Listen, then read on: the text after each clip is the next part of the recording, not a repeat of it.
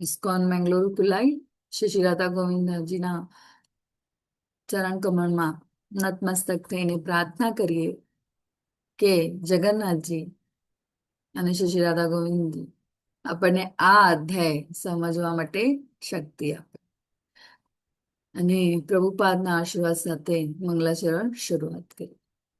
ઓમ અજ્ઞાનતિમિરાન્ધસ્યાન જ્ઞાનાંજનાશલાકયા ચક્ષુરુન્મિલિतं येन तस्मै श्रीगुरुवे श्रीचैतन्यमनोभीष्टं स्थापितं येन भूतले स्वयं रूप कदा मह्यं ददाति स्वपदान्तिकम् वन्देऽहं श्रीगुरो श्रीयुतपदकमलं श्रीगुरून् वैष्णवंश्च श्रीरूपं साग्रजातं सगण रघुनाथान्वितं तं सजीवम् साद्वैतं सावधूतं परिजनसहितं कृष्णचैतन्यदेवं श्रीराधा कृष्णपादान् सहगण ललिता श्रीशाखान्वितांश्च.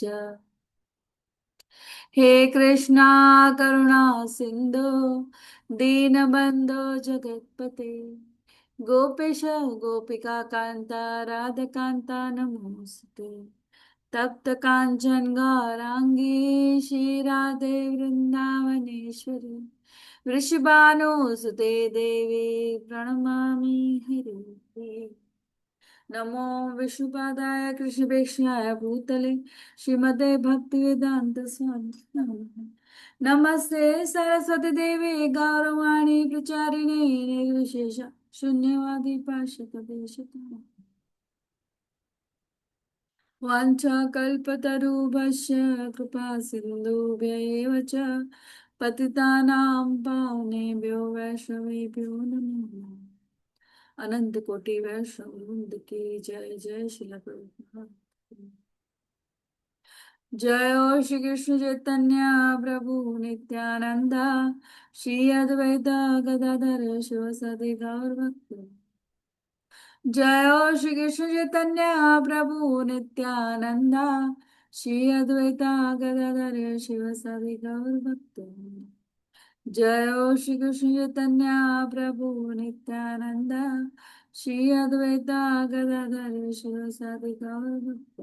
બધા શરણાગત ભાવે हरे कृष्णा हरे हरे कृष्णा कृष्णा कृष्ण कृष्णा कृष्ण हरे हरे हरे हरे हरे हरे राम राम हरे हरे राम राम राम राम हरे राम हरे. हरे हरे हरे हरे कृष्णा हरे कृष्णा कृष्ण पूनम हरे माताजी हरे उषा कृष्णा कृष्ण माताजी यशोधरा माताजी हरे વંદે હરે कृष्णा કૃષ્ણ રામ નૈના માતાજી બધાનો સર્વ ખૂબ ખૂબ સ્વાગત છે આજના લેવલ 2 ના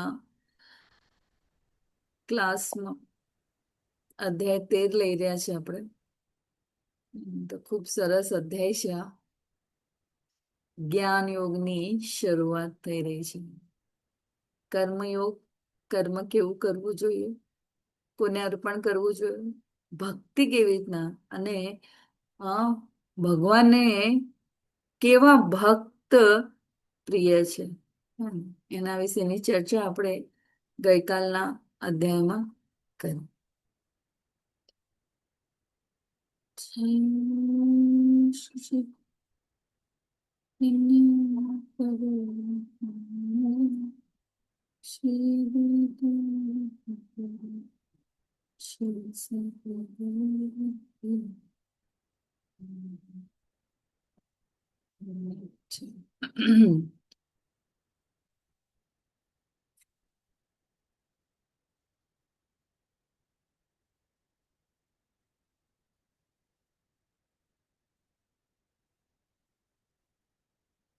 ભગવદ ગીતા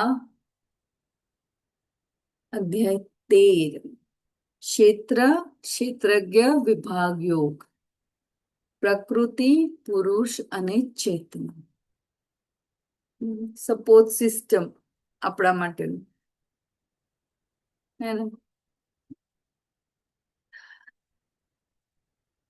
ક્ષેત્ર.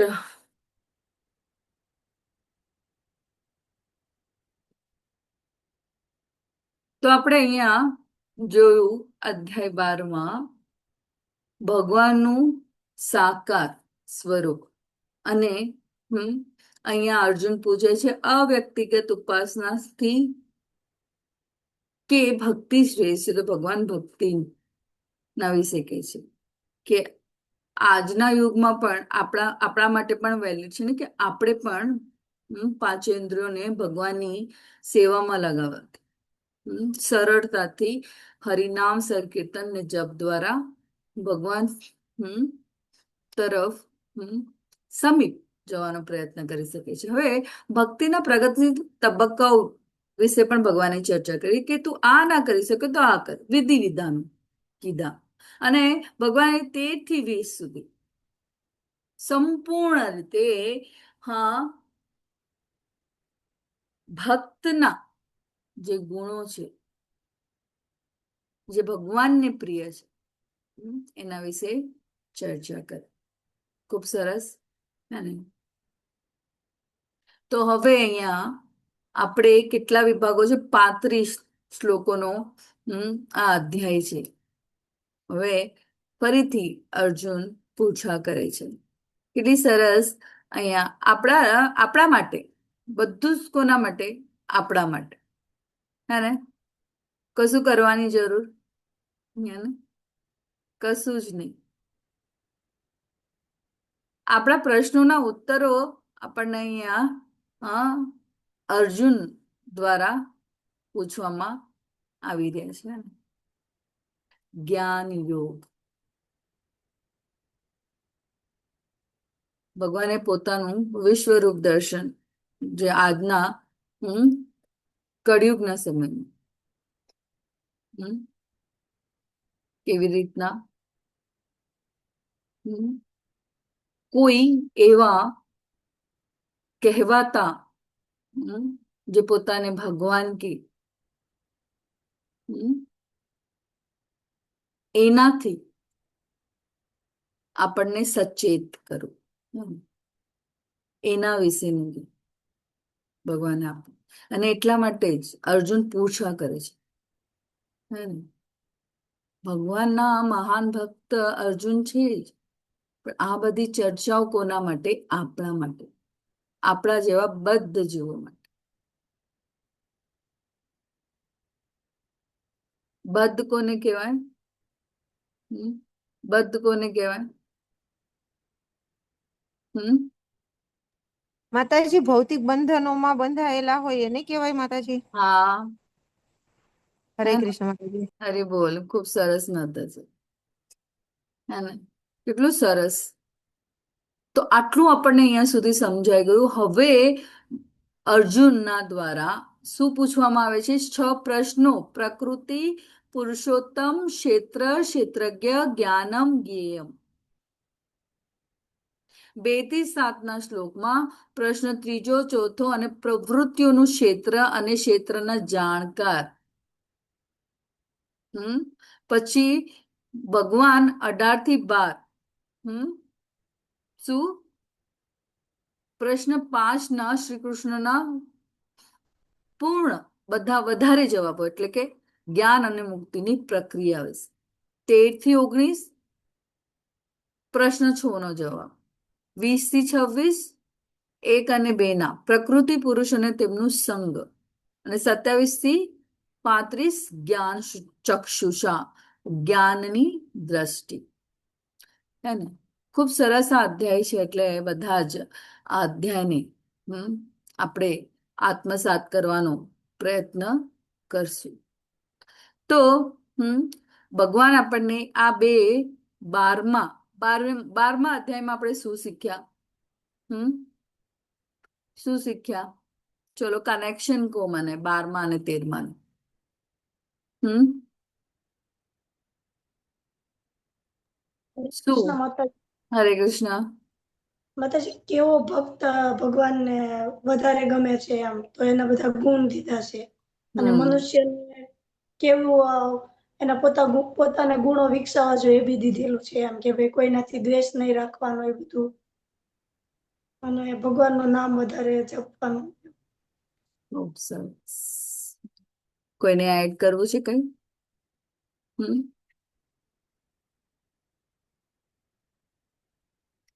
હરે એટલે કૃષ્ણ માતાજી. હરે કૃષ્ણ, હા, બોલો. અધ્યાય 12 કેવી રીતે ભગવાનને પ્રાપ્ત કરવા એ હતું. એટલે કૃષ્ણ એમાં સમજાવે છે કે શુદ્ધ ભક્તિ ભગવાનને પ્રાપ્ત કરવાનો સૌથી સરળ શ્રેષ્ઠ માર્ગ છે. જ્યારે 13મા અધ્યાયમાં ભક્તિ કેવી રીતે મજબૂત બને એ સમજાવે છે કે હું આ શરીર નથી, હું આત્મા છું, અને આ શરીર અને આત્મા અલગ અલગ છે. પ્રકૃતિને 3 ગુણો જીવને કેવી રીતે બાંધે છે, અને પરમાત્મા દરેકના હૃદયમાં સાક્ષી છે, એ અહીંયા જણાવે છે. હરે કૃષ્ણ. હરે કૃષ્ણ, ખૂબ સરસ. માતાજીએ સંક્ષેપમાં આખા અધ્યાયનું આપણને ઓવરવ્યુ આપી દીધું, હે ને. ભક્તિ યોગનું મહત્વ આપણે 12મા અધ્યાયમાં શીખ્યા, અને સંપૂર્ણ 7 થી 12મા અધ્યાયમાં ભક્તિ યોગ વિશેની ચર્ચાઓ છે. કેવી રીતના આપણે આ ગુણો દ્વારા આપણને પોતાને શુદ્ધ સત્વગુણ તરફ લઈ જાય. જો તમોગુણમાં છે તો રજોગુણથી સત્વગુણ, ને સત્વગુણથી શુદ્ધ સત્વગુણ. તો આપણને એટલું તો ભગવાને કીધું કે વિશ્વરૂપ દર્શન પણ બતાવ્યું, વિભૂતિ વિશે પણ કીધું. પણ એ શું, એનાથી શું આપણને એ જ્ઞાન શું, એ બતાવવાનું કારણ શું? ભગવાનના રૂપ જે બધા આજે નિરાકાર સ્વરૂપને, બ્રહ્મને આપણે જોયું, બ્રહ્મ જ્યોતિર, એ તો ફક્ત ભગવાનની આભા જ છે. બ્રહ્મ, પરમાત્મા અને ભગવાન વચ્ચેનો તફાવત. અને ભક્તને હંમેશા ભગવાનના આ દ્વિભુજ સ્વરૂપ, મુરલી મનોહર રૂપ, હે ને, એમાં જ એમની સેવા કરવામાં આનંદ આવે. એટલે બેઝિકલી આપણે શું શીખ્યા કે ભક્તિ સર્વોત્તમ છે. કોની? તો ભગવાનના સાકાર સ્વરૂપની. આજે આપણે જગન્નાથજીની યાત્રા ખૂબ જ મોટા પ્રમાણમાં બધા જ આપણે જોઈએ છે કે દેશના ખૂણે ખૂણેથી લઈને જગન્નાથપુરીમાં પણ થઈ રહી છે. તો ખાસ ભગવાન બહાર આવે શાના માટે? તે બધાની કૃપા મળે.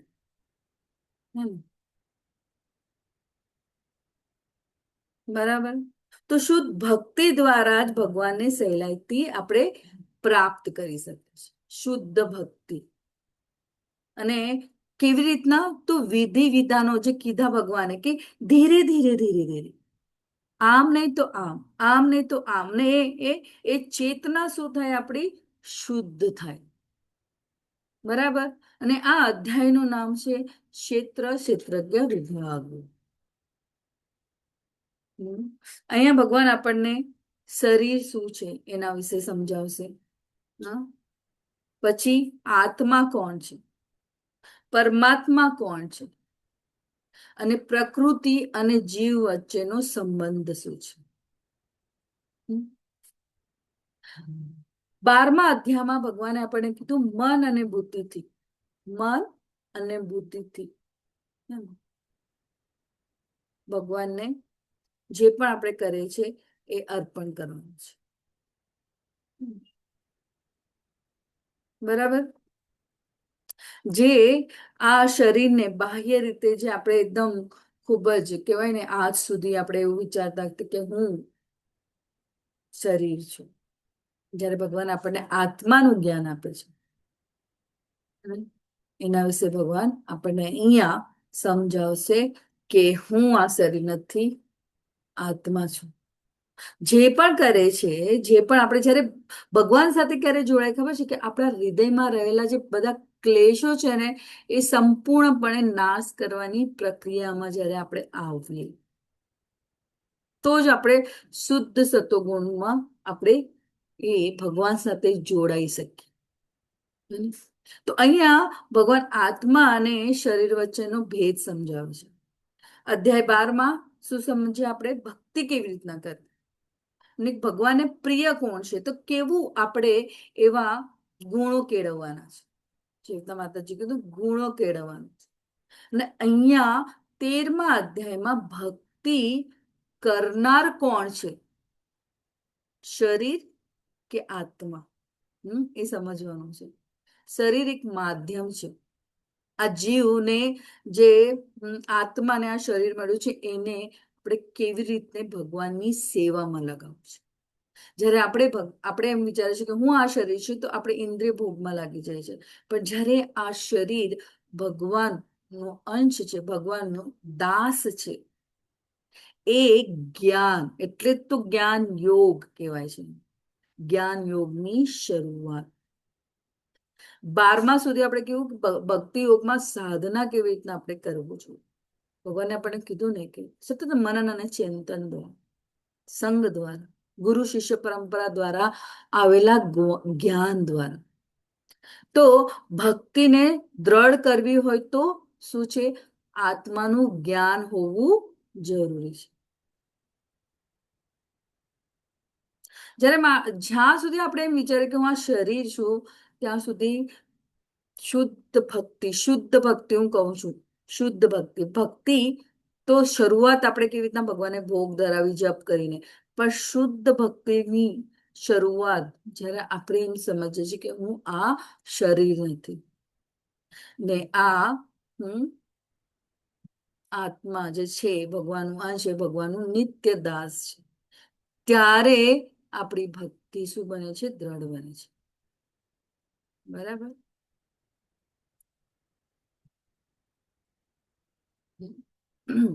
તો હવે આપણે અહીંયા ઓવરવ્યુ લઈ જઈએ.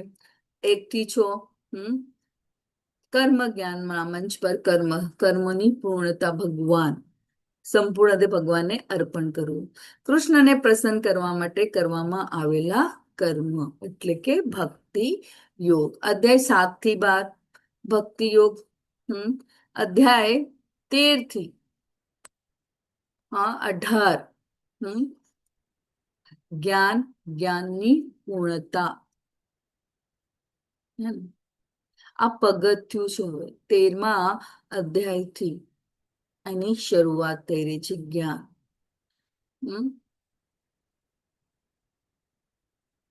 બરાબર. તો જો ભક્તની પરાકાષ્ઠા હોય તો જ્ઞાનને છેલ્લા 6 અધ્યાયોમાં શા માટે રજૂ કરવામાં આવે છે? સાચું કહીએ તો સમગ્ર ભગવદ્ ગીતા ભક્તિ છે. પ્રથમ 6 અધ્યાયોમાં ભક્તિને કર્મ દ્વારા કેવી રીતે પ્રાપ્ત કરવી તેની ચર્ચા કરવામાં આવે છે. બરાબર. ભક્તિને કર્મ દ્વારા કેવી રીતે પ્રાપ્ત કરવી. બરાબર. કર્મ કોને આપણે અર્પણ કરવું. છેલ્લા 6 અધ્યાયમાં જ્ઞાન દ્વારા ભક્તિને કેવી રીતે પ્રાપ્ત કરવું તેનું વર્ણન કરે છે. અને મધ્ય 6 અધ્યાયમાં ભક્તિની ચર્ચા કરે છે. બરાબર છે. આટલું પણ આપણે સમજી ગયા. ઈઝી છે.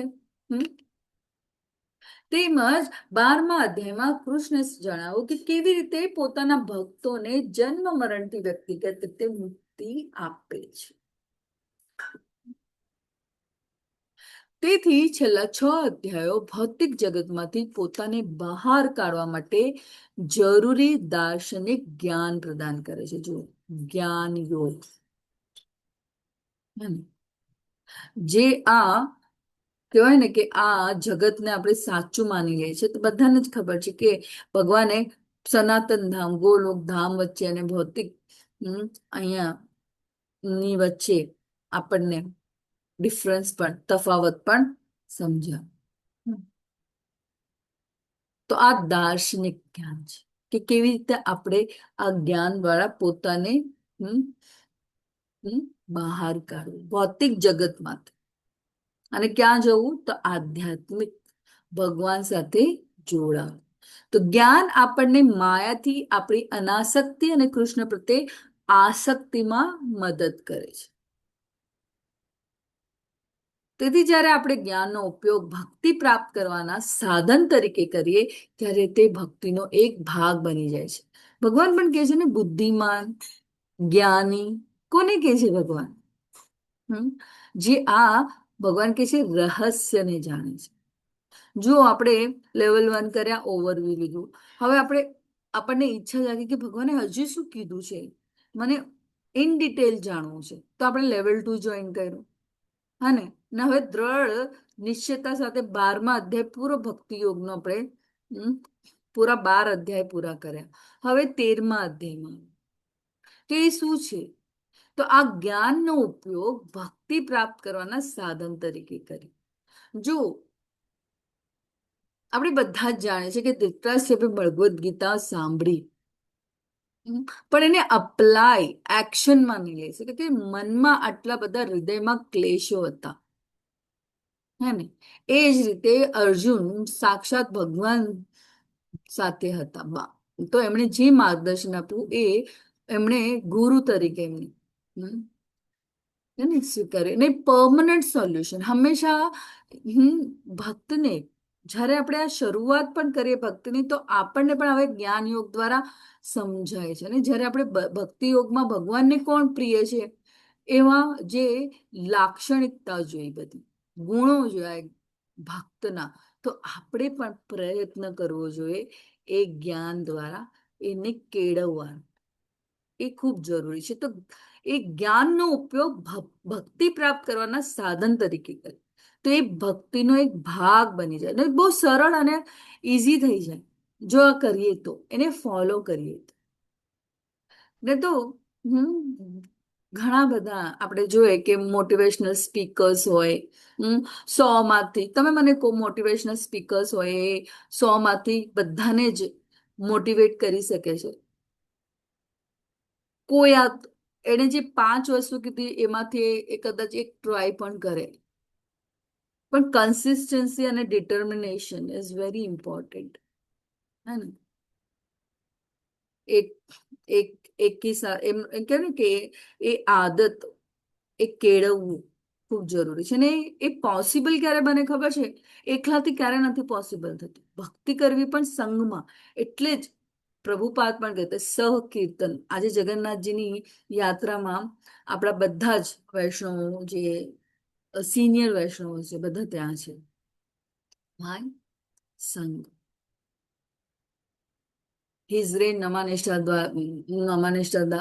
પ્રભુ દ્વારા આપણને જે જ્ઞાનનો સાગર મળ્યો છે, એનું ગ્રેટિટ્યુડ બધા બધી અલગ અલગ જગ્યાથી આવ્યા છે. 12 લેંગ્વેજમાં ક્લાસીસ ચાલે છે. 12 લેંગ્વેજમાં દરેકનું એક જ ધ્યેય, હે ને? ભગવાનની પ્રસન્નતા માટે, વૈષ્ણવની પ્રસન્નતા માટે. તો જ્યારે પણ એવો કોઈ મોકો મળે તો લાભ લેવો. તો અર્જુનના 6 પ્રશ્નો, શ્લોક 1, તો ખૂબ જરૂરી છે આને સમજવું. એક્ઝામ્પલ પ્રભુપાદ પણ બહુ સરસ એક્ઝામ્પલ આપે આપણને કે કાર અને ડ્રાઈવર.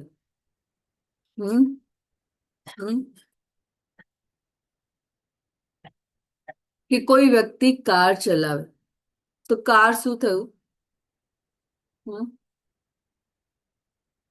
ક્ષેત્ર. ને ડ્રાઈવર શું થયું? ક્ષેત્રજ્ઞ. તો આપણું શું છે? આ કાર, જો આ ચેતના છે, તો જેને ચેતનાને કોની સાથે સરખાવવું? આત્માને. ક્ષેત્રજ્ઞ ને કોણ છે? ડ્રાઈવર.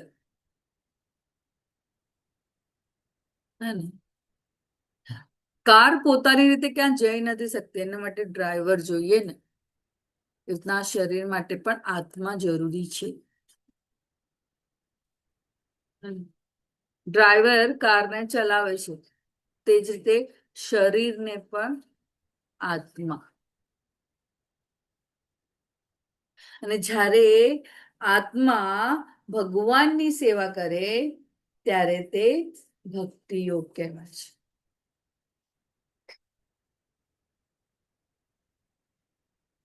અર્જુને કહ્યું, ઈદમ સરીમ કૌંતેય ક્ષેત્રમિત્યભિધીયતે એતદ્યો વેતિ તમ પાહુ ક્ષેત્રગ ઇતિ ત્વદ્વિધ.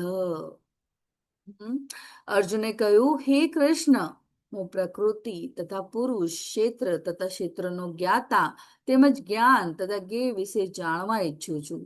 પૂર્ણ પુરુષોત્તમ પરમેશ્વર બોલ્યા, હે કુંતી પુત્ર, આ શરીર ક્ષેત્ર કહેવાય છે, અને જે આ ક્ષેત્રને જાણનારો છે તે ક્ષેત્રજ્ઞ કહેવાય છે.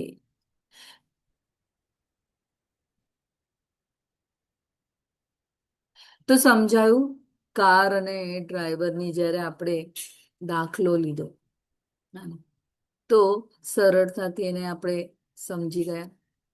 હમ. ને ભગવાન કહે છે અહીંયા કે શરીર ક્ષેત્ર કહેવાય છે. બરાબર?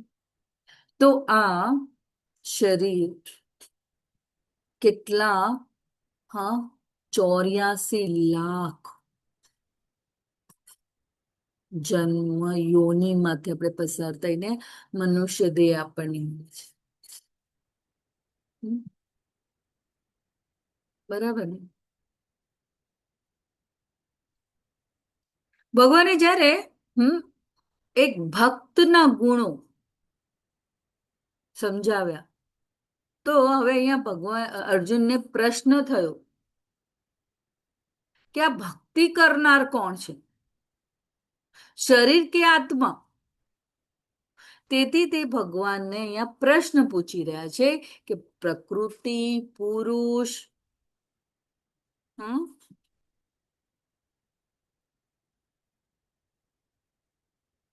ક્ષેત્ર તથા ક્ષેત્રનો જ્ઞાતા તેમજ જ્ઞાન તથા જ્ઞેય વિશે કહો. એના વિશે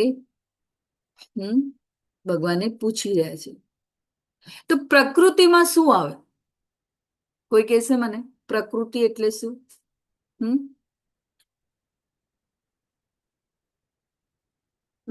આ શરીર શેનાથી બનેલું છે? ભૌતિક પ્રકૃતિ, પંચમહાભૂતોથી. પંચ મહાભૂતો ને સાથે મન, બુદ્ધિ, અહંકાર. પુરુષ તો અહીંયા છે જીવાત્મા, જે પ્રકૃતિનો ભોગતા છે. પુરુષ, પરમ પુરુષની વાત નથી થઈ રહી. પરમ પુરુષ કોણ છે? પૂર્ણ પુરુષોત્તમ શ્રી કૃષ્ણ. હરી બોલ. તો અહીંયા ખૂબ જરૂરી છે આપણને એને સમજવું કે અહીંયા પ્રકૃતિ તથા પુરુષ. તો અહીંયા શીલા પ્રભુપાદ પણ સરસ રીતે સમજાવે છે કે ભગવાન પરમ પુરુષ છે, જ્યારે જીવ તેનો અંશ છે, એટલે પુરુષ એટલે કે ભોગતા. ક્ષેત્ર જાણ્યું આપણે, શરીર, અને જે રીતે કર્મ કરે છે એ રીતે એને ફળ પણ મળે છે. બરાબર? ક્ષેત્રજ્ઞ, શરીરને જાણનાર. હા, જીવાત્મા. પણ જીવાત્મા સિવાય પણ આ શરીરને જાણનાર કોણ છે? પરમ ક્ષેત્રજ્ઞ. હા, પરમાત્મા. પરમાત્મા, હરી બોલ. યુનિવર્સલ. અને એવું નથી કે ફક્ત એક, બધા શરીર. ફક્ત આપણું નહીં, બધા જ. જ્ઞાન, આત્મા, શરીર અને ભગવાન, જે સાચો ભેદ આપણને સમજાવે, ડિફરન્સ સમજાવે. ફક્ત પુસ્તકનું જ્ઞાન નહીં, પણ એના વિશેનું જે જ્ઞાન આપણે જાણીએ એને કહેવાય જ્ઞાન. જ્ઞાન તથા જ્ઞેય, જેને જાણવું જોઈએ. ને જાણવા માટે શું છે આપણા માટે? અંતિમ ધ્યેય છે શું છે આપણા જીવનનું? શ્રી કૃષ્ણ. બધા વેદોનો, બધા જપનો, યજ્ઞનો, બધું ફક્ત એક જ હેતુ છે, ભગવાનને જાણવું. બરાબર? પહેલો ને બીજો આપણે બીજું પણ સમજીએ. પહેલો શ્લોકમાં અહીંયા પ્રભુપાદ એમના તાત્પર્યમાં શું કહે છે? ભક્તિને વધુ સારી રીતે સમજવા માટે આ પ્રશ્ન પૂછવામાં આવ્યો છે. અને આત્મા, શરીર અને ભગવાનના સંબંધ જાણીને ભક્તિ શું બને છે? દ્રઢ બને છે. ફક્ત જ્ઞાન માટે નહીં, પણ આ ભક્તિને કેવી રીતના હું સ્ટ્રોંગ બનાવીશ.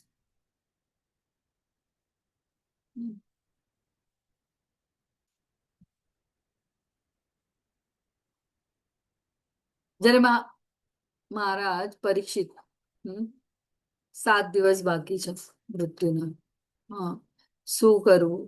પણ ભાગવતમ, ભગવાનની લીલાઓ, એમણે આ શરીરનું શું થયું, એ કોઈ એટેચમેન્ટ નો, ભગવાન વિશે જાણ, ભગવાનના જ્ઞાન વિશે જાણ, એટલે સુખદેવ ગોસ્વામીના શરણે ગયા અને ભાગવત સામે ને જીવનને આત્મસાત, એ જ્ઞાનને આત્મસાત. તો આપણે શું સમજણ વિકસાવવી જોઈએ આપણા માટે કે હું આ શરીર નથી, આત્મા છું. શરીરની સાથે સાથે આત્માની પણ જરૂરિયાતોનું, હા, ધ્યાન રાખ. બાહ્ય રીતે ની, આંતરિક રીતે પણ આત્માને ભગવાન સાથે જોડો. અને એના માટે ભગવદ્ ગીતા, સંગ, ગુરુનો આશય, ગુરુ શિષ્ય પરંપરા દ્વારા આવેલું આ જ્ઞાન ને આત્મસાત કરવું, સેવા કરવી ને એને ભક્તિને જ્ઞાન સાથે જોડવું, આ જ્ઞાન દ્વારા જ. તો ભગવાન અહીંયા શું કે છે કે હે કુંતી પુત્ર, આ શરીર ક્ષેત્ર કહેવાય છે. શું કહેવાય છે? ક્ષેત્ર.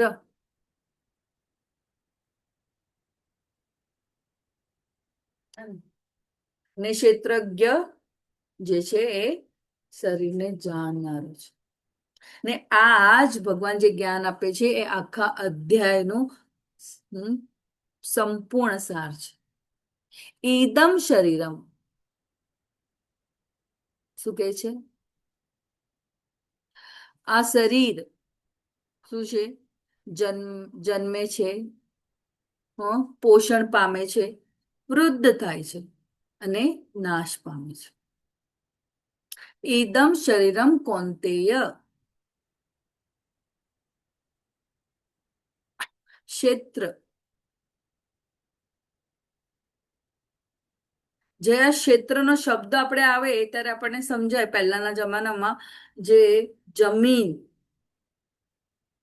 ને ક્ષેત્ર તરીકે આ ક્ષેત્ર છે. જે રીતના ગાળા આપણે કહે ને કે આ 1 ગાળાનું, 2 ગાળાનું, અને એવી રીતના વીઘા જમીનો, જે રીતના ખેતર. ક્ષેત્ર એટલે કે ખેતર. શા માટે? તેને એની સાથે સરખાવવામાં આવે છે. જેમ ખેતરમાં બીજ વાવવામાં આવે અને પછી પાક મળે, તેવી રીતે જ આ શરીરમાં કરેલા કર્મોનું બીજનું ફળ સુખ કે દુઃખ તે રૂપ સ્વરૂપે આપણને મળે. તેથી શરીર કર્મનું ક્ષેત્ર છે. સમજાયું આટલું? એતદ યો વેત્તિ, જે આ શરીરને જાણે છે, આ મારું શરીર નથી, હું શરીર નથી. ક્ષેત્રજ્ઞ એટલે શરીરને જાણનાર જીવાત્મા. આત્મા શરીરમાં રહે છે અને શરીરના સુખ દુઃખ અનુભવ કરે છે. તદ્વિધ, તત્વદર્શી. તદ્વિધ એટલે કે એવા મહાત્મા જે વેદો અને આધ્યાત્મિક જ્ઞાન જાણે છે. તેઓ એ શું કહે છે કે આત્મા શરીરથી અલગ છે. શરીર બદલાય છે ને, આપણે ગ્રેજ્યુઅલી જોવું ના, બાળપણથી યુવાથી વૃદ્ધાવસ્થા, પણ આત્મા તો એનો એ જ રહે છે. પણ અજ્ઞાનતાના કારણે માણસ પોતાને શરીર માને છે. ને સાચું જ્ઞાન શું છે કે હું આ શરીર નથી, હું આત્મા છું અને ભગવાનનો અંશ. તો એ શું કરે છે? આપણો પાયો મજબૂત કરે છે, જ્ઞાન.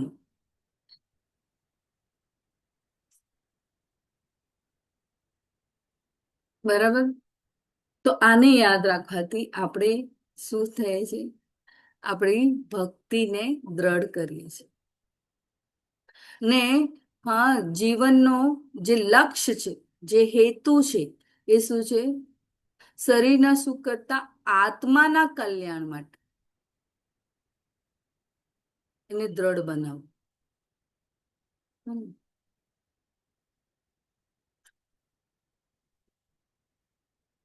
તો પ્રકૃતિ, પ્રશ્ન બધું ભૌતિક પ્રકૃતિ, પુરુષ એન્જોયર આનંદ માણનાર પ્રકૃતિનો ભોગતા, ક્ષેત્ર શરીર, ક્ષેત્રજ્ઞ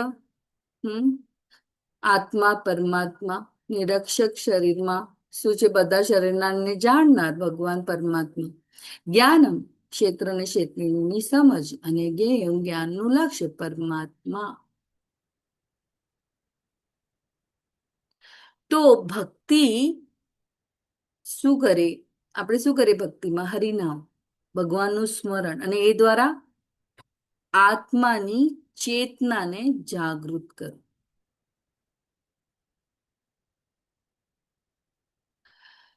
તો આપણે કેમ, કોના માટે, હે ને? તો એના વિશેનું આપણે ખૂબ સરસ રીતે આ પહેલો અને બીજો શ્લોક સમજી ચૂક્યા. હા, કયું શરીર નક્કી કરવું તે માપદંડ છે.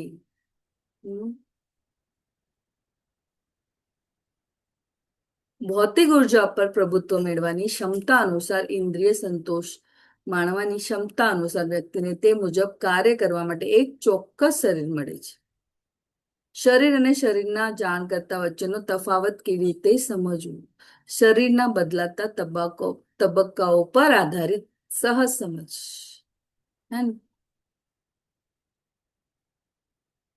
તો 1 થી 6 શરીરના જાણકર્તા અને તે જ સ્થિતિ દ્વારા સર્વોચ્ચ પ્રભુને સમજી શકે તેની ચર્ચા કરે છે. ભક્તિ સેવાના સંદર્ભમાં ભગવાન અને વ્યક્તિગત આત્મા અને પરમાત્મા વચ્ચેના સંબંધોની ચર્ચા કરે છે. તે કૃષ્ણની શ્રેષ્ઠ સ્થિતિ અને જીવાત્માની ગૌણ સ્થિતિનું વર્ણન કરે છે. 4 પ્રકારના પવિત્ર માણસો જે પ્રભુનો સંપર્ક કરે છે. ધીરે ધીરે આપણે એને સમજવાનો પ્રયત્ન કરીએ.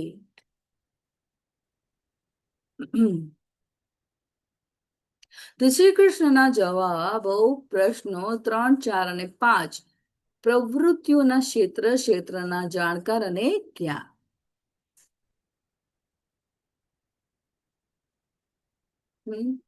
ક્ષેત્રજ્ઞ ચાપીમાં વિદ્ધિ સર્વ ક્ષેત્રેષુ ભારત ક્ષેત્રજ્ઞ યો જ્ઞાનમ યત જ્ઞાનમ મતમ મમ.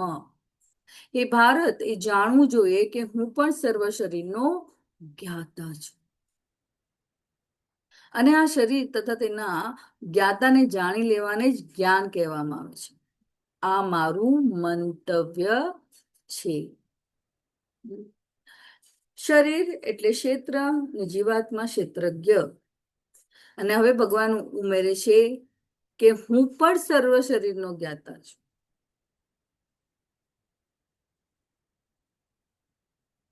દરેક શરીરમાં 2 જાણનારા છે, જીવાત્મા અને પરમાત્મા. તમે જોઈ શકો છો.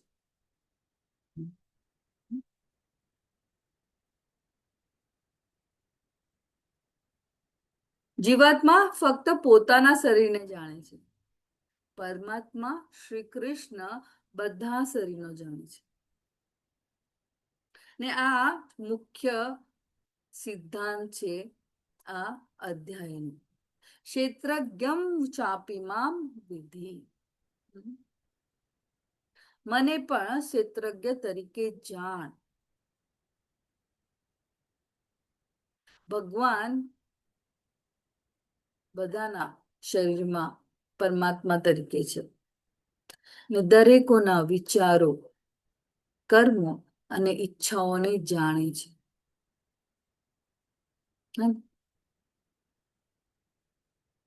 સર્વ ક્ષેત્રેષુ, સર્વ ક્ષેત્રેષુ એટલે બધા શરીરોમાં, દરેક જીવના હૃદય, જીવ, દરેક જીવ. ભારત એટલે કે તમારા એવા પૂર્વજો જે એમના આધ્યાત્મિક જે એમને વંશ વેલો મળ્યો છે એને યાદ કરવા એને ભારત કરીને સંબોધે છે. ક્ષેત્ર ક્ષેત્રજ્ઞો જ્ઞાનમ એટલે કે શું સાચું જ્ઞાન છે? શરીર અને તેના જાણનાર. હું શરીર નથી, હું આત્મા છું. મારા હૃદયમાં પરમાત્મા પણ હાજર છે. આપણે કહીએ ને ક્યારેક ક્યારેક મને સિક્સ સેન્સ થઈ, હા, મને એવું થયું કે મારે આ કરવું જોઈએ કે ના કરવું જોઈએ. તો એ કોણ પ્રેરણા આપે છે? કોણે આપણને પ્રેરણા આપી કે લેવલ 1 કરો? કોણે આપણને પ્રેરણા આપી કે લેવલ 2 પણ કન્ટિન્યુ કરો? કોણ આપણને કહે છે કે વારંવાર હું આ લેવલ 1 લેવલ 2 માં જોઈશ? કોણ? ભગવાન. હે ને? તો યત જ જ્ઞાનમ મતમ મમ, મારા મત પ્રમાણે આ જ સાચું જ્ઞાન છે. આ મારું મંતવ્ય છે. ભગવાન કહે છે ને, માત્ર ભૌતિક વિજ્ઞાન અથવા શરીરનું જ્ઞાન પૂરતું નથી. પૂર્ણ જ્ઞાન ભગવાન હંમેશા કોને કહે છે? જ્ઞાની કોને કહે છે? બુદ્ધિમાની કોને કહે છે? અને ભગવાન કહે છે ને અર્જુનને, જેનો શોક ન કરવો જોઈએ તો શોક કરી રહ્યો છે. તારા હૃદયમાં આવી મલિનતા ક્યાંથી આવી? તો આ જ્ઞાનને જાણે છે. તો જ્ઞાની કોણને કહે છે ભગવાન? કે જે શરીર, આત્મા અને પરમાત્મા એ જાણે છે.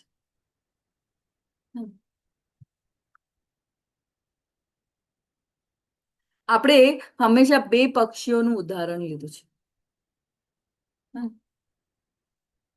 એક પક્ષી શું કરી રહ્યો છે?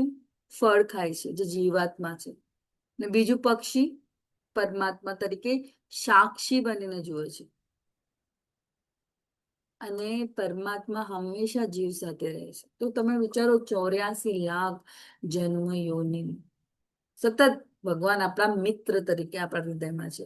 પણ ક્લેશો છે ને, લોભ, ઈર્ષા, કામ, ક્રોધ, મોહ, આ બધાનું સ્થાન આપણું હૃદય છે.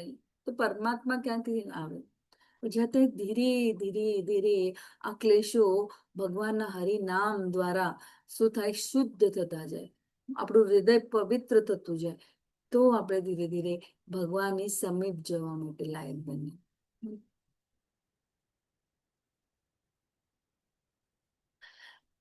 પ્રભુપાદ ઉદાહરણ પણ આપે છે. વિદ્યાર્થી અને શિક્ષક. વિદ્યાર્થીને પોતાના વિશે પોતાનું જ જ્ઞાન પૂરતું ખબર છે, પણ શિક્ષકને કેવું હોય? દરેક વર્ગના બધા જ વિદ્યાર્થીઓનું જ્ઞાન હોય કે આનું નામ શું છે, આને કેટલું આવડે છે, કેટલું સમજે છે. હોશિયાર કોણ છે ને કોને જરૂર છે સપોર્ટની? એ છે તે જીવાત્મા પણ પોતાના શરીરને જાણે છે, પરમાત્મા બધા શરીરને જાણે છે. તો શા માટે પરમાત્મા ભગવાન આ જ્ઞાન કેમ કે છે? જેથી કે આપણે કઈ કર્મ કરવા જોઈએ તો પહેલા આપણે વિચારવું કે પરમાત્મા મારા દરેક વિચારો અને કર્મના સાક્ષી છે. એટલા માટે દરેક જીવનું પણ કે ને કે સમભાવ મને બધામાં જુએ. તો એ ભગવાન પણ એના હૃદયમાં નિવાસ કરે છે. તો આપણે રિસ્પેક્ટ આપશું ને એકબીજાને. કેટલું સરળ છે આ જ્ઞાન. એટલું જેટલું આપણે સમજવાનો પ્રયત્ન કરે એ જ ખૂબ જરૂરી છે. તો અહીંયા પ્રભુપાદ શું સમજાવે છે કે જીવાત્મા અણુ અને ભગવાન પરમાત્મા વિભુ અનંત છે. અને જીવ ભગવાનનો અંશ છે. પણ એ ક્યારે ભગવાન સમાન બની શકે?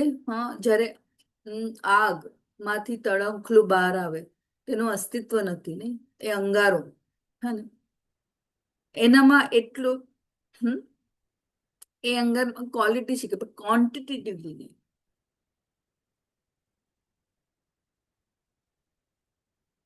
તો દરેક શરીરમાં જીવાત્માની સાથે પરમાત્મા પણ નિવાસ કરે છે. તમે જોઈ શકો છો અહીંયા જે પણ સાક્ષી તરીકે અહીંયા. તો આ જ્ઞાન આપણે સમજીએ તો ભક્તિ શું થાય? દ્રઢ થાય આપણી. તો શરીરને જાણનારા કેટલા જણ છે? હમ હમ કેટલા જણ છે? બે. કોણ કોણ? આત્મા અને પરમાત્મા. હરિભવ. તો હવે આગળ વધીએ. તો અહીંયા ખેતરનું આપણે ઉદાહરણ લીધું. તો એનો માલિક પોતાના ખેતર વિશે જાણે છે, જે રીતના શિક્ષક અને વિદ્યાર્થીનું આપણે ઉદાહરણ લીધું. એ જ રીતે મને મારા પ્લોટની ખબર છે કેટલું છે, કેટલા સ્ક્વેર ફીટ છે, બરાબર છે, પણ મારી ગવર્મેન્ટ બોડી જે આનું બધું ખાતું ને બધું લખે એને બધાનું ખબર છે કે આ અમુક પ્લોટ 2.2 નું પ્લોટ આનાથી આટલા સ્ક્વેર ફીટ છે બધાની. એવી રીતના ભગવાન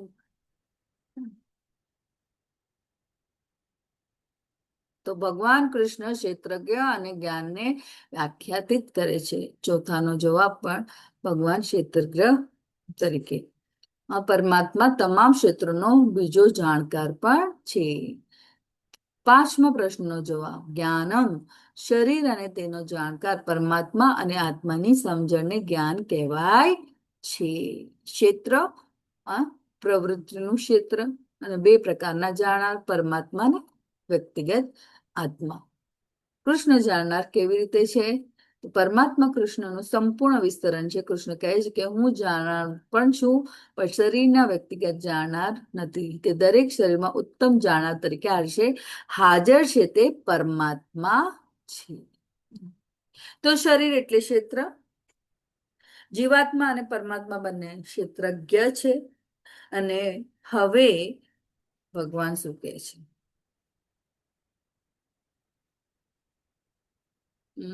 તો આત્મા અને પરમાત્મા ના વચ્ચેનો તફાવત, બે જાણકો અને તેમના તફાવતો. જીવોને જીવાત્મા તરીકે ઓળખવામાં આવે છે. ઈશ્વર પાલનકર્તા તરીકે પરમાત્મા તરીકે ઓળખાય છે. અનંતના અણુ. આત્માનું કદ વાણની ટોચનું કદ 1/10,000 10,000 છે. અને અનંત એટલે વિભુ.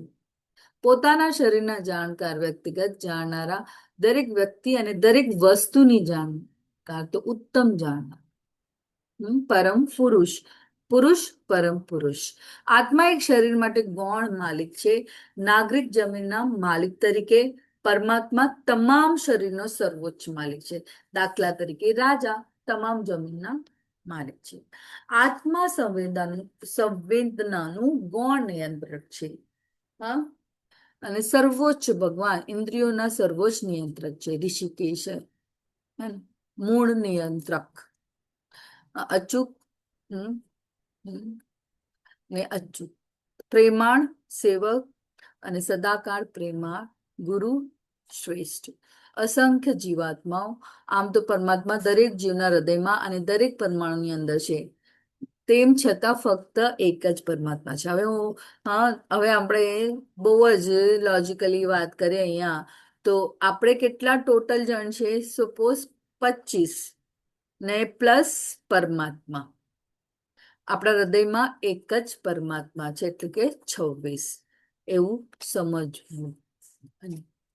અને ભગવાન સાક્ષી તરીકે દરેકના હૃદયમાં છે.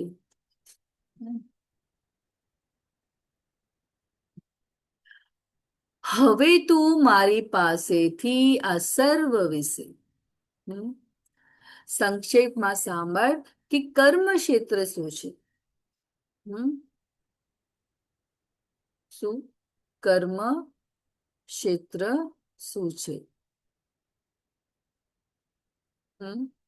અને આ સર્વ વિશે સંક્ષેપમાં સાંભળ કે કર્મ ક્ષેત્ર શું છે, તેનું બંધારણ કેવી રીતનું છે. આમાં કયા ફેરફાર થાય છે, આ ક્યાંથી ઉત્પન્ન થાય છે, આ કર્મ ક્ષેત્રને જાણનારો કોણ છે અને તેનો પ્રભાવ કયો છે?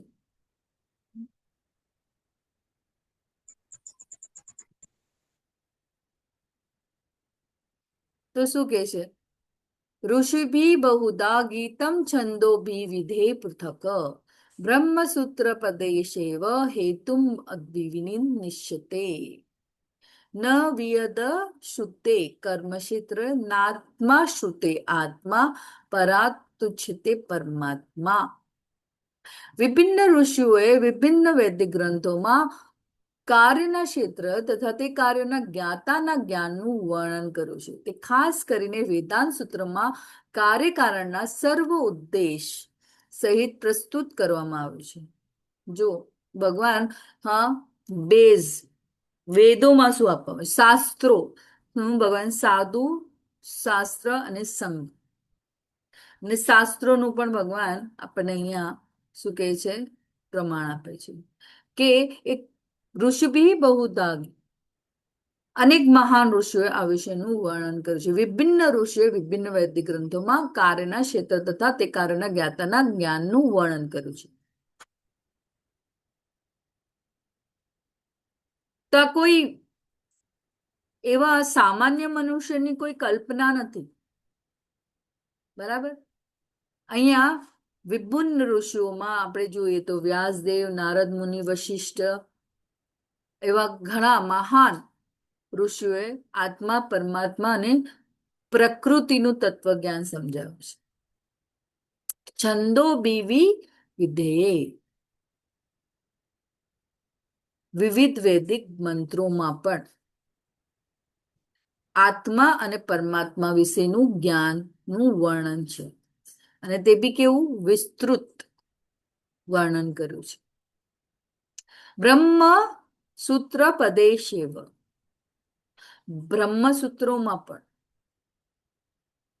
જીવ, પ્રકૃતિ અને ભગવાનના સંબંધનું. તો આ બધું શું શા માટે ભગવાન કહે છે કે આ પ્રૂફ છે વેદોમાં પણ, મહાન ઋષિઓએ પણ. હેતુમ ત્વદિતિ નિશ્ચિતે, મજબૂત એકદમ એમના એ જ્ઞાની અને નિશ્ચિત નિષ્ક્રિય છે. આ જ્ઞાન ફક્ત ખાલી કહેવાતું નહીં, પણ શાસ્ત્ર, ગુરુ અને તર્ક દ્વારા પ્રમાણિત છે. અને ગીતા શું છે? સમગ્ર વૈદિક જ્ઞાનનો સાર છે. તો ભગવાન કહે છે નહીં, ભગવદ્ ગીતા અને ભાગવતોનું શરણ લે. તો ગીતા દ્વારા આપેલું આમાં આપેલા જ્ઞાનમાં, ભગવદ્ ગીતામાં આપેલા જ્ઞાનમાં આત્મા અને પરમાત્માનું જે જ્ઞાન છે એ પ્રમાણભૂત છે. અહીંયા પણ ભગવાન શું કહે છે ને? પ્રૂફ.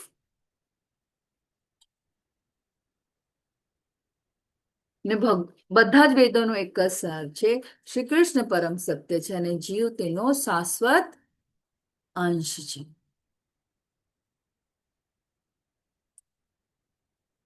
જેવી રીતના કોઈ વસ્તુમાં આપણને પ્રૂફ કરવું હોય તો એના પ્રમાણો આપવામાં આવે, એવી રીતના જ અહીંયા વેદો, ઉપનિષદો, બ્રહ્મસૂત્રો અને મહાન ઋષિઓ દ્વારા આપેલા આ જ્ઞાનની, આધ્યાત્મિક સત્યની અહીંયા પુષ્ટિ ભગવાન કરી રહ્યા છે.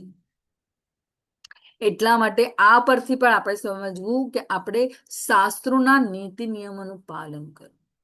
ભગવાન દ્વારા આવેલા વેદોનું, ભગવાને તો વેદોનું સંકલન કર્યું છે, નહીં કે પોતાના મન કે આપણને શું કહેવાય સગવડિયો ધર્મ ના. ગુરુ, સાધુ અને શાસ્ત્રનો આધાર પર આપણે એ જ્ઞાનને સ્વીકાર ખૂબ જરૂરી છે. એટલે જ્ઞાન યોગની શરૂઆત.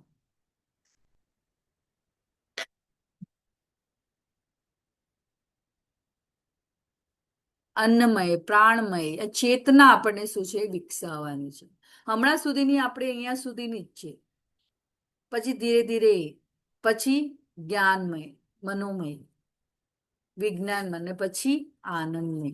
આના વિશે આપણે ચર્ચા કરી ચૂક્યા છે કે જ્યારે આપણે આત્મા સાથે કનેક્ટ થઈએ છે તો આપોઆપ શું થાય છે? કનેક્શન. તો શરીરનું બંધારણ કયા કયા પરિવર્તન થાય, કેવી રીતે બન્યું, હા, એના વિશેની અહીંયા ચર્ચા ડિટેલમાં કરે છે. 5 મહાભૂતો. મહાભૂતાન અહંકારો બુદ્ધિરે વ્યક્તમેવ ચ. મિથ્યા અહંકાર બુદ્ધિ, અવ્યક્ત 10 ઇન્દ્રિયો તથા મન, 5 ઇન્દ્રિયો વિષયો, ઈચ્છા, દ્વેષ, સુખ દુઃખ, સંગાત, ચેતના અને ધૈર્ય. આ સર્વને સંક્ષેપમાં કાર્યોના ક્ષેત્ર તથા તેમની આંતરક્રિયાઓ કહેવામાં આવે છે. આંતરક્રિયાઓ એટલે વિકાર. અપ્રગટ પ્રધાન, 3 સ્થિતિઓ. ભગવાન સમજાવે છે કે ક્ષેત્રમાં શું શું સમાવેશ છે. 5 મહાભૂતો, પૃથ્વી જળ અગ્નિ વાયુ આકાશ. આમાંથી શું બને છે? સ્થૂળ શરીર બને છે.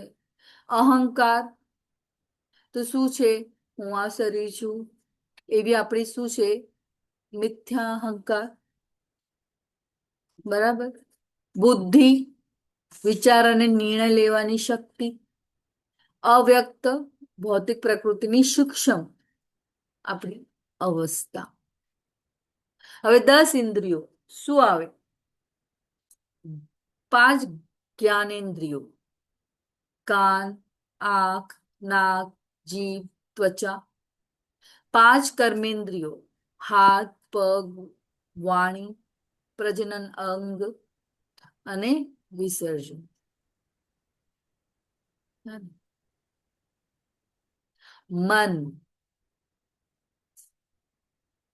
મન ઇન્દ્રિયો શું છે? પાસેથી માહિતી લઈને વિચાર કરે છે. મારું મન મૂવી જોવાનું છે, મારી આંખો તો મન કે છે હા ચલો, આંખોને, કાનને. એટલે એ રીતે આપણે 5 ઇન્દ્રિયો, એટલે જ આપણે આંખને શેમાં લગાવવું? ભગવાનના એવા જ્યારે માળા જપ કરીએ તો ભગવાનનું ચિત્ર આપણી સામે હોય તો આંખો દ્વારા ભગવાનના દર્શન કરી, કાન દ્વારા શ્રવણમ કરી.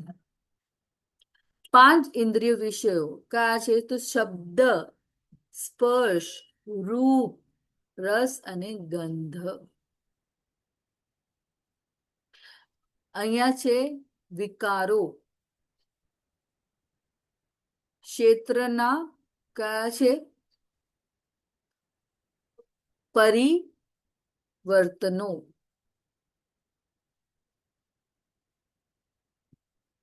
બરાબર. ઈચ્છા, કઈ મેળવવાની કામના. દ્વેષ, એ ગમતી ન વસ્તુથી દૂર રહે. સુખ, સારું લાગે, હે ને. દુઃખ, ગમતું નથી, પ્રતિકૂળ.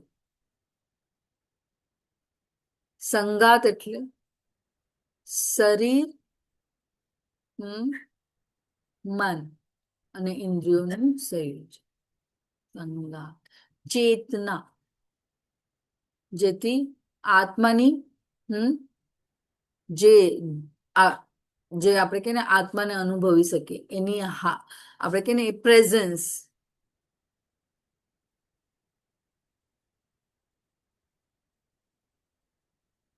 ધૃતિ, ધીરજ, સ્થિરતા અને સંકલ્પ રાખવાની શક્તિ. તો આ બધું છે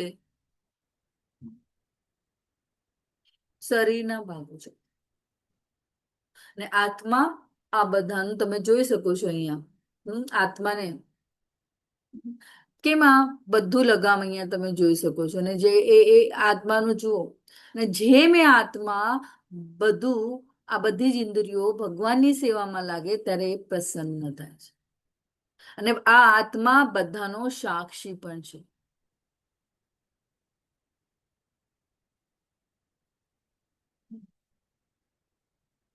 તો જ્યારે જીવ આ બધા તત્વોને પોતાનાથી અલગ સમજે છે ત્યારે તે ભક્તિમાં સ્થિર થાય છે.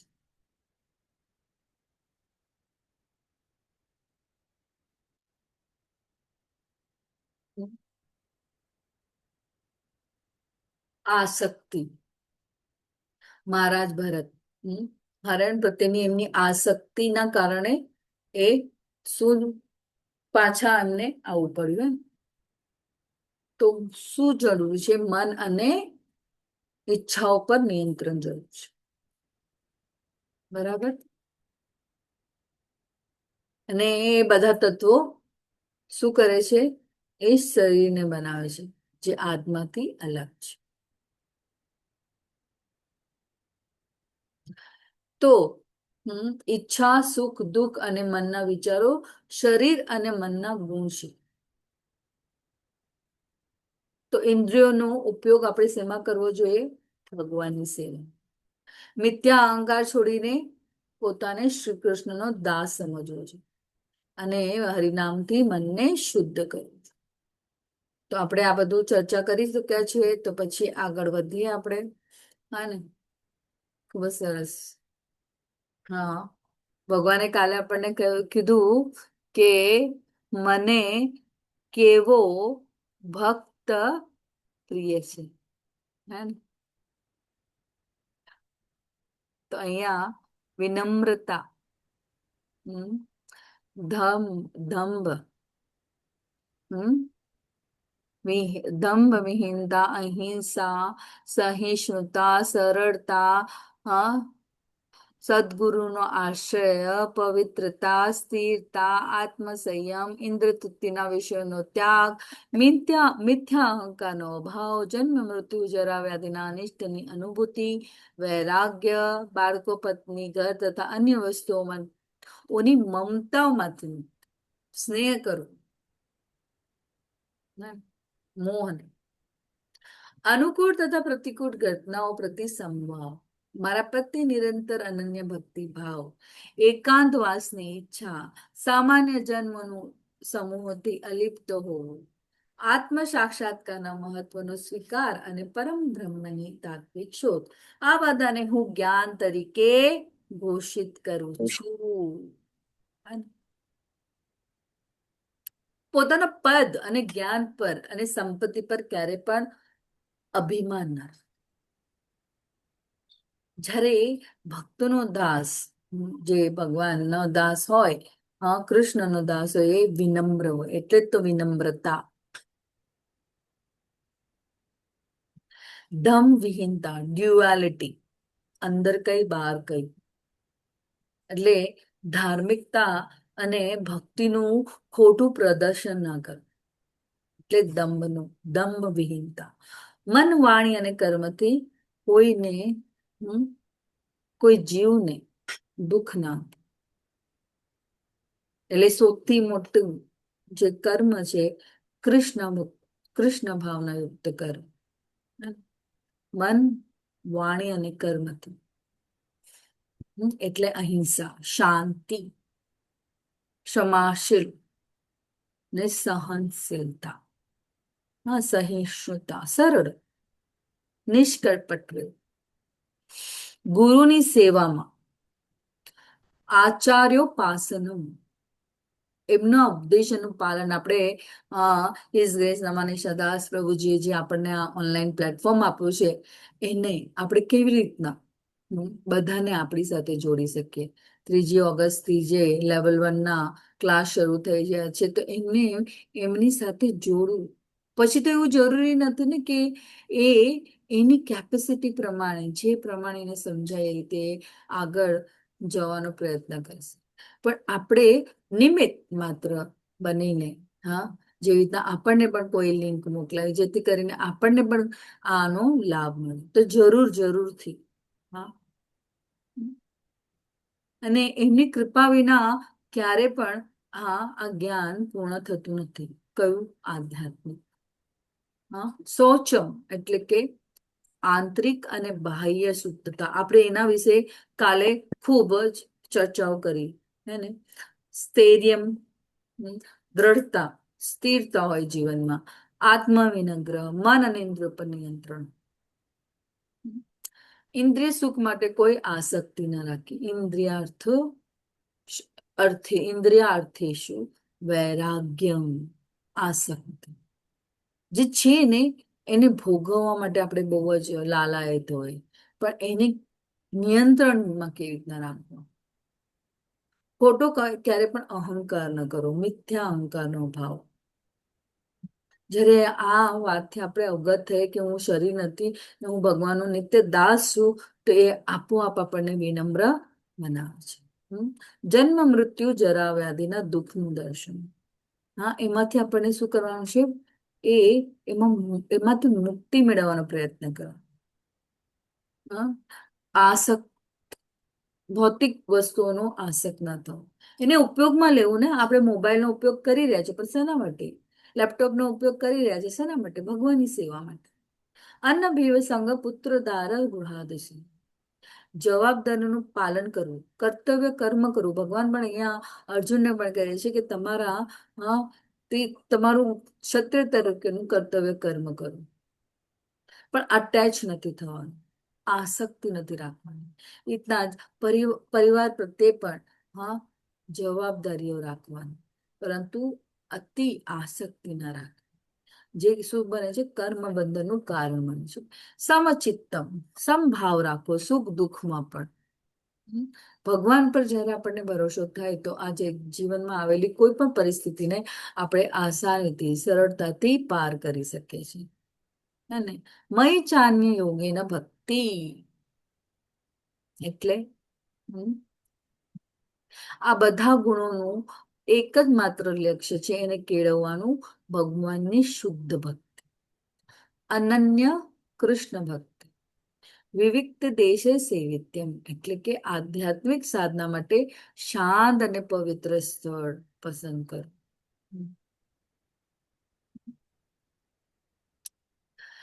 એવું હે ને, અહીંયા એકાંતવાસની ઈચ્છા, એવી સાધના. અરતિર્જન સંસદી, ભૌતિક જે આપણા અહીંયા છે ને કે સામાન્ય જન સમૂહથી અલિપ્ત રહેવું, એટલે એવો ભૌતિકતામાં જે આધ્યાત્મિક વાતો ના હોય, ભગવાનની વાતો ના હોય, તો એ અસત્ય સંગ છે. તો ભક્તોનો સંસર્ગ છે.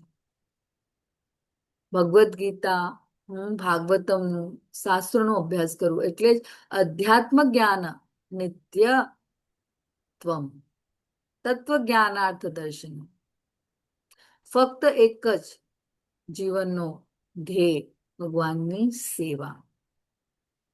તો ભગવાન આ બધાને શું કહે છે? જ્ઞાન. બાકી બધું શું છે?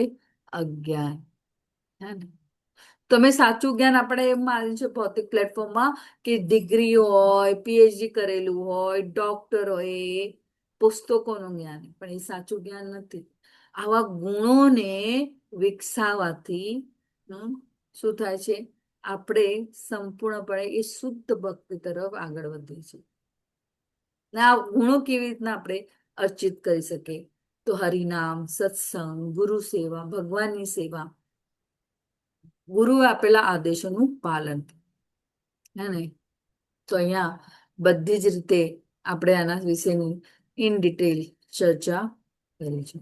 તો અહીંયા જુઓ, નમ્રતા, તો સન્માનિત થવાનો સંતોષ મેળવવા માટે ઉત્સુક ન હો.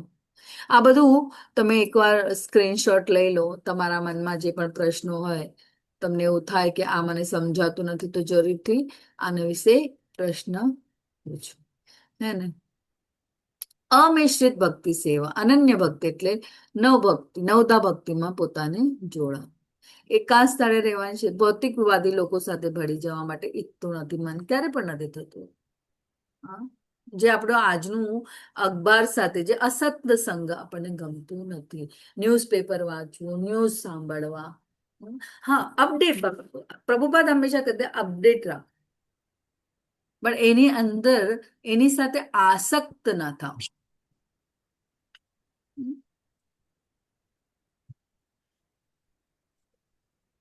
તો આ ગુણોને કેળવવા જ્ઞાન પ્રાપ્ત કરવાની વાસ્તવિક પદ્ધતિ છે. જ્ઞાનની આ વસ્તુ સિવાય જે કંઈ પણ અનુમાન લગાવવામાં આવ્યું છે તે અજ્ઞાનતા છે. તો ભગવાન અહીંયા પ્રશ્ન 6 નો જવાબ આપે છે કે જ્ઞાનનો ઉદ્દેશ્ય શું છે.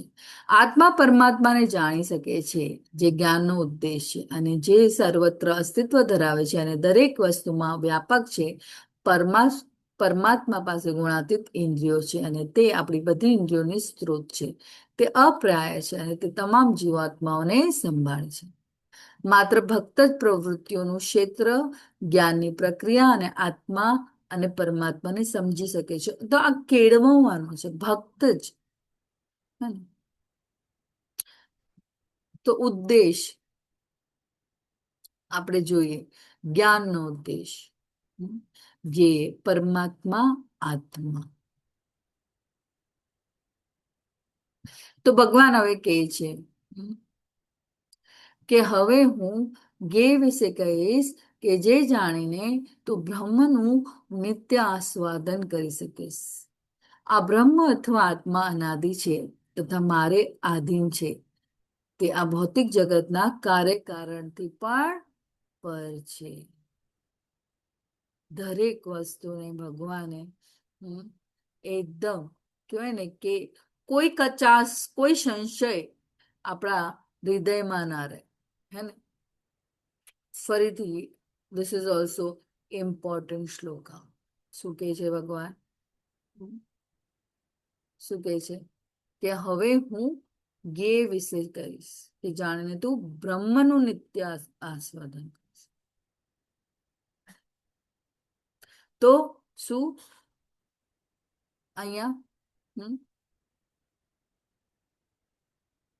જેને જાણીને મનુષ્ય શું પ્રાપ્ત કરી શકે?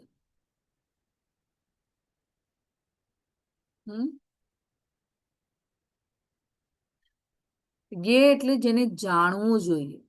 જ્ઞેયનો અર્થ એ થાય જેને જાણીને મનુષ્ય શું થાય? એમાંથી મુક્ત થાય.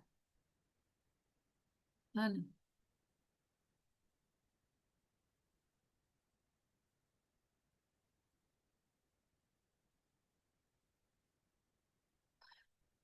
માત્ર આત્માને જાણવાથી કઈ નથી થવું કે હું આત્મા છું. પરમાત્મા અને ભગવાન પૂર્ણ પુરુષોત્તમ પરમેશ્વર કોણ છે એ જાણીને ઝાડના મૂળને પાણી આપવાનું છે. બરાબર? તો શું મુક્તિનો અર્થ શું થાય? કે જન્મ મૃત્યુથી છૂટવું. પણ એનાથી પણ વિશેષ ભક્ત શું માંગે? ભગવાનની સેવા, અનાદિત, જેનો કોઈ આરંભ નથી. ભગવાન હંમેશા સનાતન છે. ભગવાન કોઈ દ્વારા ઉત્પન્ન નથી થતા. પરબ્રહ્મ સ્વયં શ્રી કૃષ્ણ. અર્જુને પણ ભગવાને કીધું ને પરમ બ્રહ્મ. તો રામમ પવિત્ર પરમમ ભવાન પુરુષમ શાશ્વતમ આદિ દેવમ અજમ વિભુમ ઔસારુષય સર્વે દેવર્ષિ નારદ તથા અસ્થિતો દેવલો વ્યાસ સ્વયં જેવ બ્રવિષ્ટિ મેં. હરે કૃષ્ણ માતાજી. હરી બોલ, હરી બોલ માતાજી. ખૂબ સરસ.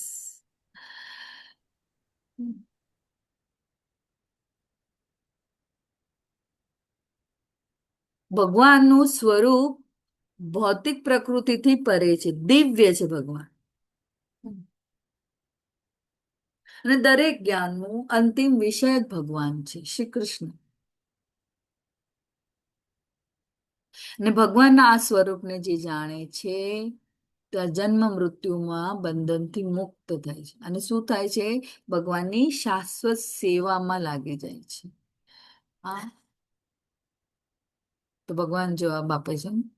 અને માતાજી ખૂબ સરસ પરમ બ્રહ્મન પર આ શ્લોક ખૂબ સરસ. માતાજી ખૂબ આનંદ થયો. તો જ્ઞાનના પ્રથમ પદાર્થનું વર્ણન કરે છે, એટલે કે આત્મા. જ્ઞાનનો ઉદ્દેશ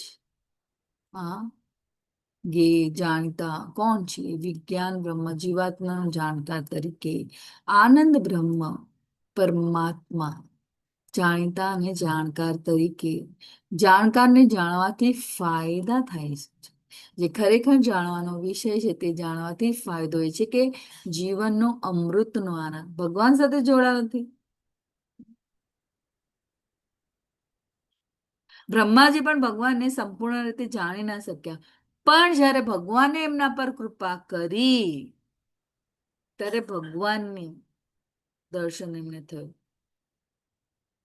બરાબર ને? સૂર્યપ્રકાશ સૂર્યમાંથી આવે છે, પરંતુ સૂર્ય માત્ર પ્રકાશ નથી. હમ. તે જ રીતે બ્રહ્મ જ્યોતિ ભગવાનમાંથી પ્રગટ થાય છે ને. બ્રહ્મ, પરમાત્મા અને ભગવાન, જેને જે રીતે જાણવાની જે ઈચ્છા છે, જે રીતે ભગવાન સમીપ જવાની પ્રયત્ન કરે તે એ ભગવાનને જાણી શકે છે. તો પરમ સત્ય જ સ્વયં શ્રી કૃષ્ણ છે. હે ને? સર્વત પાણીપાદમ તત્સર્વતોક્ષી શિરોમુખમ સર્વતઃ શ્રુતિ મલ્લુકે સર્વમાવૃત્ય તિષ્ઠિ.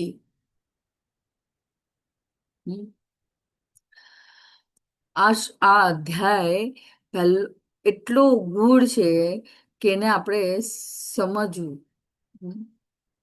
એક એક શબ્દને આત્મસાત કરવા છે. ભગવાને આપેલા આ સૌથી ઇમ્પોર્ટન્ટ કહેવાય ને, કે બધા જ અધ્યાયો એટલા જ ઇમ્પોર્ટન્ટ છે, પણ ક્ષેત્ર અને ક્ષેત્રજ્ઞ ને જો આપણે સમજી ગયા તો સરળતાથી બીજા બધા અધ્યાયો આપણા માટે જ્ઞાન યોગની જે શરૂઆત થઈ એને દ્રઢતાથી, નિશ્ચિતતાથી આપણે સમજી શકશું.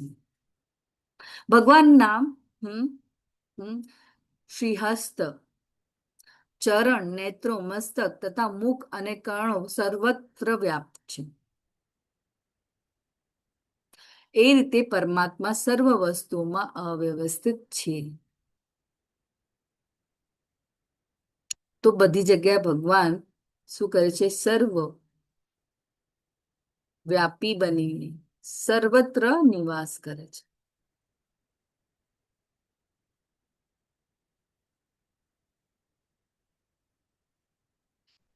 સર્વત્ર પાણી પાદમ એટલે કે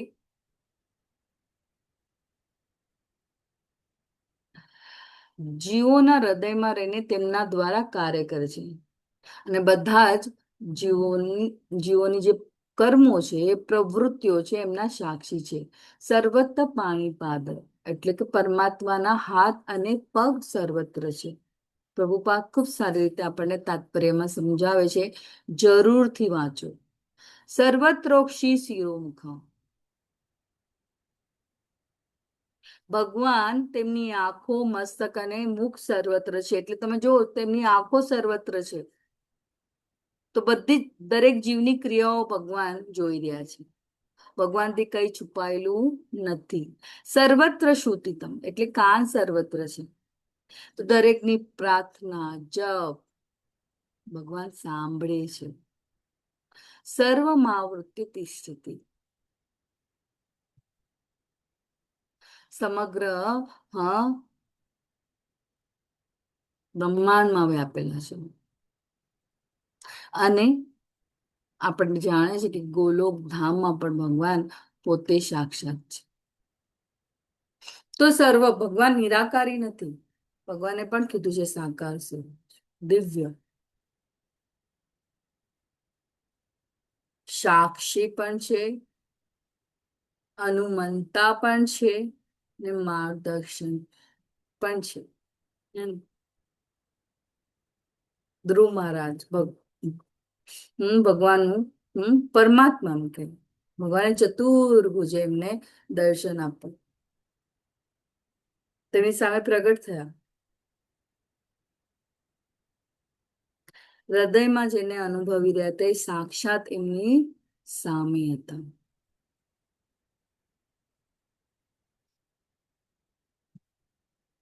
તો આપણે હંમેશા ભગવાન આપણા હૃદયમાં છે એ જાણી વિચારીને કર્મ કરો. શું આ હું કરું છું એથી ભગવાન પ્રસન્ન થાય છે. અને ખૂબ શ્રદ્ધા સાથે ભગવાનની પ્રાર્થના કરવી.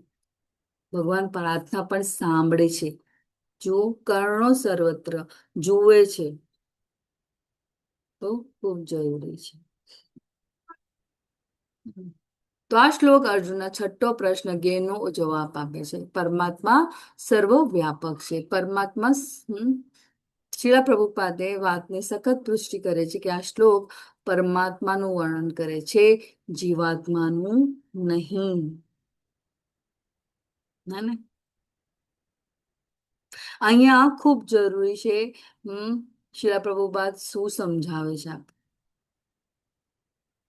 આ શ્લોક ભગવાનની નિરાકાર સાબિત નથી કરતો. ભગવાનનું પોતાનું શાશ્વત સચ્ચિદાનંદ વિગ્રહ છે. તેઓ પરમાત્મા સ્વરૂપે સર્વવ્યાપી છે, પણ એ પોતાનું દિવ્ય સ્વરૂપ ક્યારે ગુમાવતા નથી. કૃષ્ણ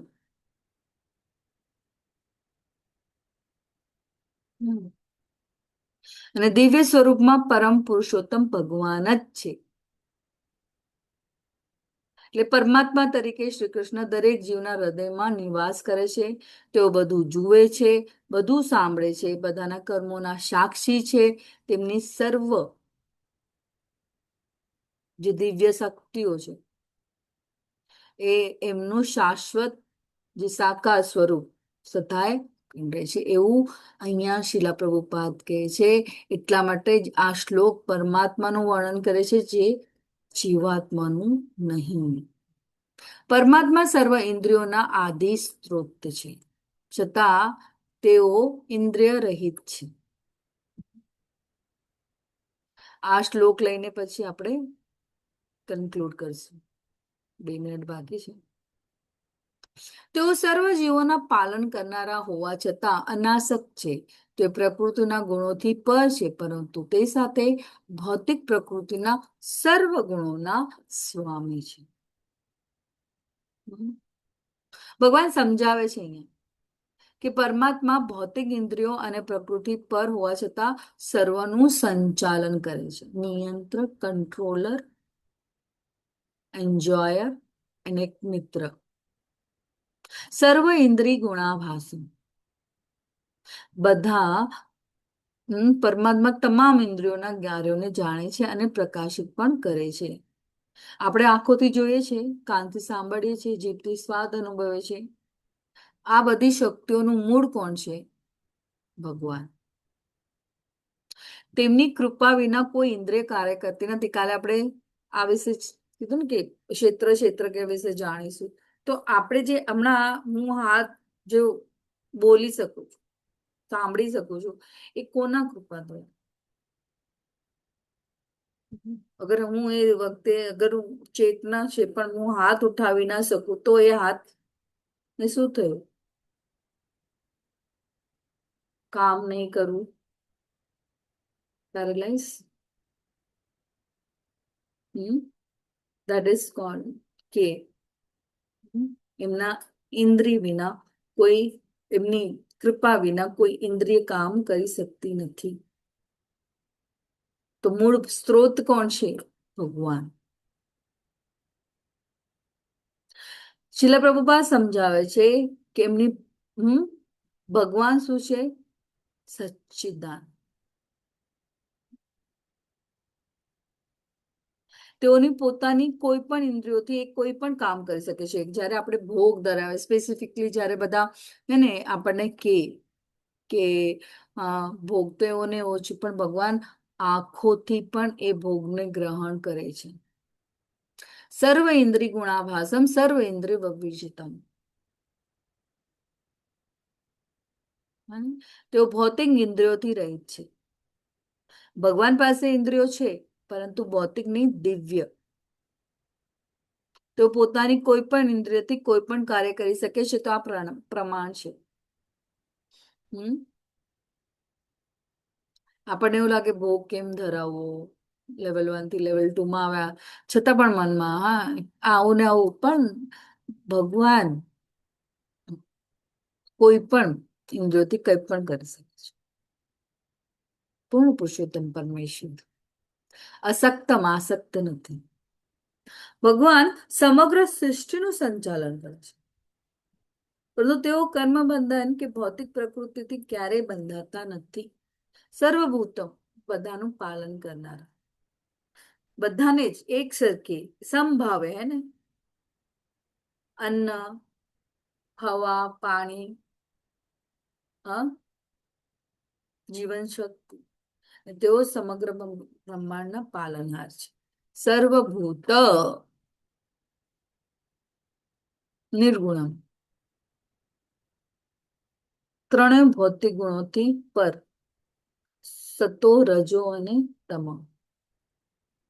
ભગવાન ક્યારેય પણ ભૌતિક પ્રકૃતિના પ્રભાવમાં આવતા નથી. ગુણ ભોગતુ ચ, ગુણોના જાણનાર અને નિયંતા. ભગવાન ગુણોથી પ્રભાવિત થતા નથી, એમના અંડરમાં ભૌતિક પ્રકૃતિ કામ કરે છે. બરાબર? જે ભગવાન ટચલી આંગળીથી ગોવર્ધન લીલા કરી, ના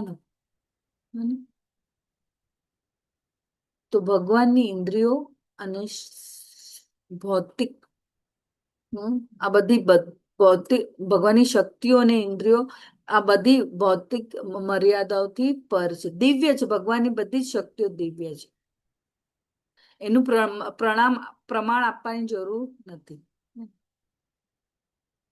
જેમ સૂર્ય ગંદા પાણીથી બધું શોષી લે છે, રાઈટ, પણ એ પોતે ખરાબ ગંદો નથી થતો ને. એનું પાણી જે એને એકદમ દૂષિત પાણી કહેવાય ને, I can use this as a simple ગંદુ પાણી બોલવા કરતા દૂષિત પાણી. તે જ રીતે ભગવાન પણ સમગ્ર જગતનું પાલન કરે છે, પણ તેને ભૌતિક ગુણો સ્પર્શતા નથી. તો આપણે જ્યારે પણ સમજીએ તો જે પણ શક્તિ, જે આપણામાં ટેલેન્ટ છે, એ શું છે? ભગવાનની કૃપા.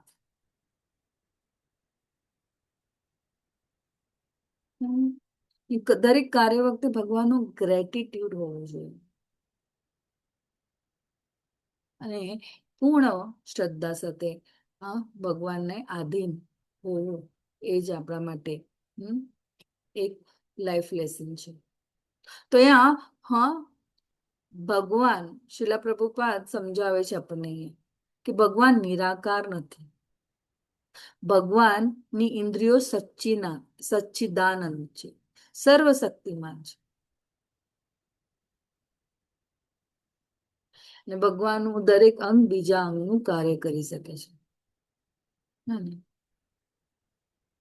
એ પોતાની કોઈ પણ ઇન્દ્રિયથી બધું જોઈ, સાંભળી અને કરી શકે છે.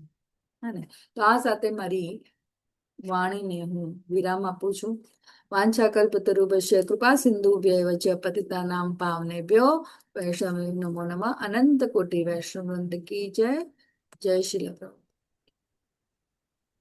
હરે કૃષ્ણ. સર્વને એક સાથે શરણાગત ભાવે હરે કૃષ્ણ કૃષ્ણ કૃષ્ણ હરે હરે, હરે રામ રામ રામ હરે હરે. હરે કૃષ્ણ. સર્વને આભાર જોડાવા માટે, અને જપ યજ્ઞ કરીએ.